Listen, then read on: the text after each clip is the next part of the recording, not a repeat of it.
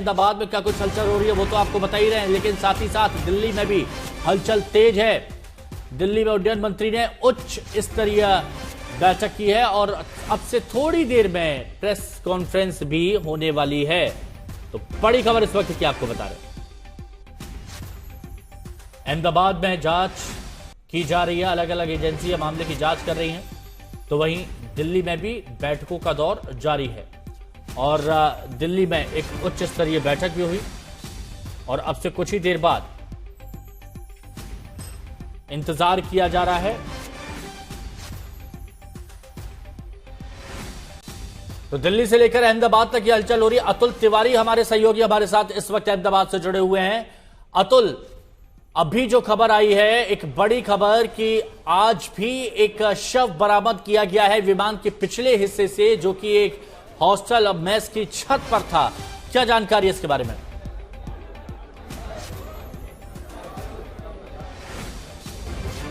एक बार फिर से सवाल दोहराइएगा क्योंकि आवाज आपकी नहीं पहुंच पाई है। अतुल, यह खबर आ रही है कि आज भी मलबे से एक शव बरामद हुआ है विमान के पिछले हिस्से से। क्या जानकारी मिली आपके पास?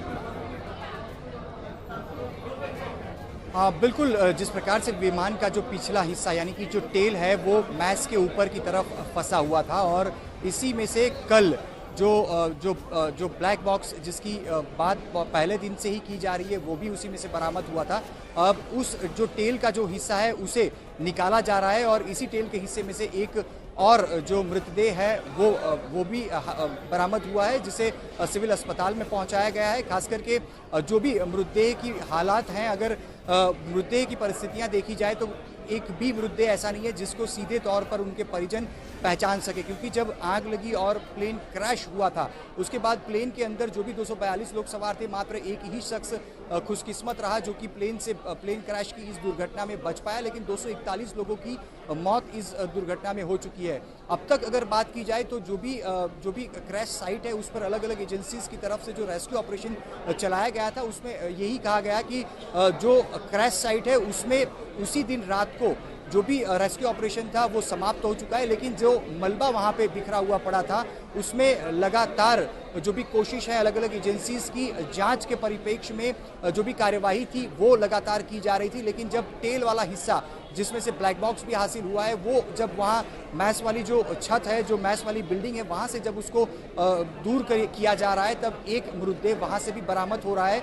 हो सकता है और भी कोई मृतदेह उस टेल वाले हिस्से में फंसा भी हो सकता है, लेकिन फिलहाल जो पूरी कार्यवाही है वो की जा रही है और जो भी मलबे में से जो कुछ भी बरामद हो रहा है, खास करके अलग अलग एजेंसीज के पास कई सारी ऐसी चीजें हैं जो कि एफएसएल के पास भेजी गई हैं जिसकी जांच चल रही है। ब्लैक बॉक्स जो एजेंसीज हैं उनके पास है। ब्लैक बॉक्स में से अतुल, डीएनए सैंपलिंग कहां तक पहुंची है, इस बारे में कोई जानकारी मिल पाई है? क्योंकि बहुत से परिजन इंतजार कर रहे हैं।